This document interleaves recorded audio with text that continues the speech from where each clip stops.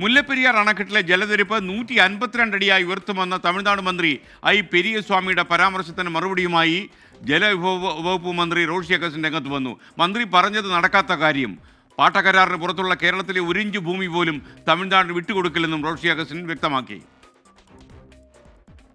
മുല്ലപ്പെരിയാർ ഡാമിലെ ജലനിരപ്പുമായി ബന്ധപ്പെട്ട തമിഴ്നാട് ഗ്രാമവികസന വകുപ്പ് മന്ത്രി ഐ പെരിയസ്വാമിയുടെ പരാമർശം ഇരു സംസ്ഥാനങ്ങളിലെയും മന്ത്രിമാർ തമ്മിലുള്ള പോരിന് വഴിവെക്കുകയാണ്. മുല്ലപ്പെരിയാർ അണക്കെട്ടിലെ ജലനിരപ്പ് 152 അടിയായി ഉയർത്തുമെന്നായിരുന്നു മന്ത്രി ഐ പെരിയസ്വാമിയുടെ പരാമർശം. തമിഴ്നാടിന്റെ സ്വപ്നം DMK സർക്കാർ നടപ്പിലാക്കും. സംസ്ഥാനത്തിന്റെ ഒരിഞ്ച് ഭൂമി പോലും ആർക്കും വിട്ടു നൽകില്ലെന്നും പെരിയസ്വാമി പറഞ്ഞു. ஒரு தூசியை கூட நம்ம விட்டு கொடுக்க மாட்டோம். அதாவது கூட்டணி என்பது வேறு, அரசு என்பது வேறு. இது தமிழ்நாட்டினுடைய ஜீவாதார உரிமை. தென் மாவட்ட மக்களுடைய உரிமையை ஒரு துளி அளவு கூட எங்களுடைய முதல்வர் தளபதியார் விட்டுக் கொடுக்க மாட்டார்.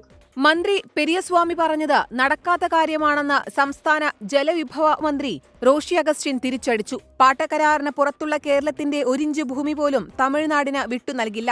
അത് ഏതടിസ്ഥാനത്തിലാണ് പറഞ്ഞതെന്ന് എനിക്ക് മനസ്സിലാകുന്നില്ല.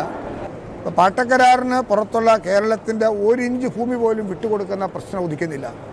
അതിനെക്കുറിച്ച് ഒരു തല ആലോചനയും ഇല്ലെന്ന് മാത്രമല്ല, അതാണ് അതിന്റെ റിയലിസ്റ്റിക് ആയ ഒരു കാര്യം. മുല്ലപ്പെരിയാർ അണക്കെട്ടിൽ അടിയന്തര അറ്റകുറ്റപ്പണികൾ നടത്താൻ കേരളം കഴിഞ്ഞയാഴ്ച തമിഴ്നാടിന് അനുമതി നൽകിയിരുന്നു. തമിഴ്നാട് മുഖ്യമന്ത്രി MK സ്റ്റാലിൻ മുഖ്യമന്ത്രി പിണറായി വിജയനുമായി നടത്തിയ ചർച്ചയ്ക്ക് പിന്നാലെയായിരുന്നു ഇത്. 24 ചെന്നൈ.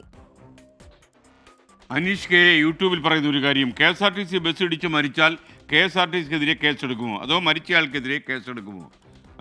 അല്ല, ഇപ്പോഴത്തെ നിയമം മൊത്തം സർക്കാരിന് അനുകൂലമായിട്ടാണ്, അതുകൊണ്ട് ചോദിച്ചതാണ്. അക്കാര്യം നമുക്ക് മന്ത്രിയോട് അങ്ങനെ ചോദിക്കാൻ അതേ മാർഗമുള്ളൂ കേട്ടോ. എനിക്കറിയില്ല അതിൻ്റെ പ്രൊവിഷൻ എങ്ങനെയാണെന്ന്.